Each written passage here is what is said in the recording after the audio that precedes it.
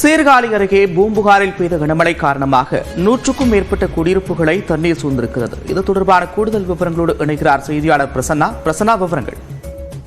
அதாவது நந்தா, சீர்காழி அருகே பூம்புகாரில் பெய்த கனமழை காரணமாக 100க்கும் மேற்பட்ட சுனாமி குடியிருப்புகளை சுற்றி மழைநீர் சூழ்ந்திருக்கு. இதனால் அந்த பகுதி மக்கள் அவதியடைந்து வந்துட்டு இருக்காங்க.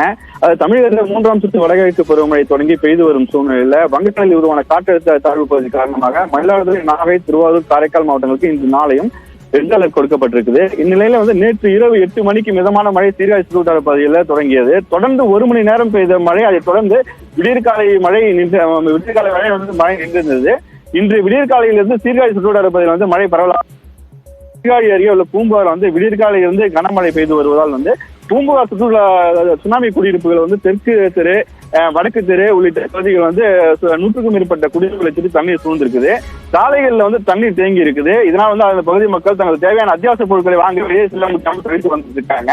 இதனால் அவதி அடைந்து வந்துட்டு இருக்காங்க. உடனடியாக இந்த பகுதியில் உள்ள வடிகாலில் தேங்கியுள்ள குப்பைகளை அகற்றி வடிகாலில் தூர்வார நடவடிக்கை மேற்கொள்ள வேண்டும் எனவும் இந்த பகுதி மக்கள் கோரிக்கை வச்சிருக்காங்க. தற்போது வரை மழை மழை பூம்புகார் பகுதியில் மழை தொடங்கி இருக்கு. பூம்புகாரை பொறுத்த வரைக்கும் வடிகால் பகுதியிலேயே இந்த அளவுக்கு தண்ணீர் தேங்கி இருக்கிறது பார்க்க முடியுது.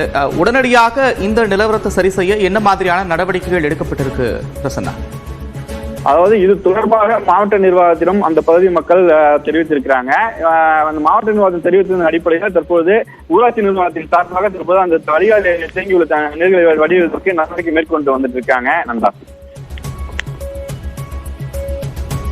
நன்றி பிரசன்னா, விரிவான விவரங்களுக்கு.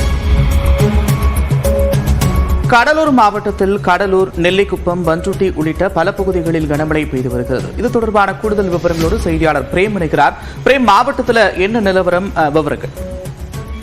நந்தா, கடலூர் மாவட்டத்தில் காலை 8 மணி வரை மழை பெய்யாமல் வானம் மேகமூட்டத்துடன் காணப்பட்டு வந்த நிலையில் கடலூர் மாவட்ட நிர்வாக சார்பில் பள்ளிக்கு ஏதும் விடுமுறை அளிக்கவில்லை. ஆனால் 8:30 மணியிலிருந்து மழை பெய்ய துவங்கிய நிலையில் 2 மணி நேரத்திற்கு மேலாக கனமழை என்பது மாவட்டம் முழுவதும் பரவலாக பெய்து வருகிறது. குறிப்பாக கடலூர், நெல்லிக்குப்பம், ரெட்டிச்சாவடி, பண்ருட்டி, வடலூர், நெய்வேலி, புள்ளஞ்சாவடி, குறிஞ்சிப்பாடி என மாவட்டத்தின் அனைத்து பகுதியிலும் தற்போது மழை என்பது வெளுத்து வாங்கி வருகிறது. சுமார் 2 மணி நேரத்துக்கு மேலாக இந்த மழை பெய்து வருவதால் அனைத்து சாலைகளிலுமே தற்போது தண்ணீர் என்பது தேங்கியிருக்கிறது. வாகன ஓட்டிகள் முகப்பு விளக்குகளை எரியவிட்டு சென்றக்கூடிய நிலை ஏற்பட்டிருக்கிறது.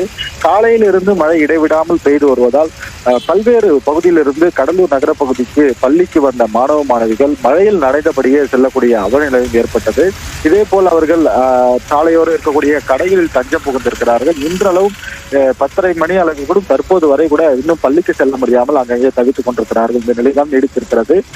சென்னைக்கு அருகே தற்போது 10 கிலோமீட்டர் வேகத்தில் வடமேற்கு திசையில் இந்த காற்றழுத்த தாழ்வு மண்டலம் நகரக்கூடிய நிலையில் நாளை மற்றும் நாளை மறுநாள் கடலூர் உள்ளிட்ட பல்வேறு மாவட்டங்களுக்கு ரெட் அலர்ட் விடப்பட்டிருக்கிறது. இருப்பினும் மாவட்ட நிர்வாக சார்பில் ஏற்கனவே கடலூர் மாவட்ட ஆட்சியர் சுபி ஆதித்ய செந்தில்குமார் நேற்று தினம் ஒரு அறிக்கை வெளியிட்டிருந்தார். குறிப்பாக பொதுமக்கள் யாரும் அச்சப்பட வேண்டாம், அனைத்து துறை அதிகாரிகளும் தயாரில் இருப்பதாகவும் விடுமுறைக்கு சென்ற அனைத்து அதிகாரிகளும் பணிக்கு திரும்ப வேண்டும் தற்போது உத்தரவு பிறப்பித்திருக்கிறார்.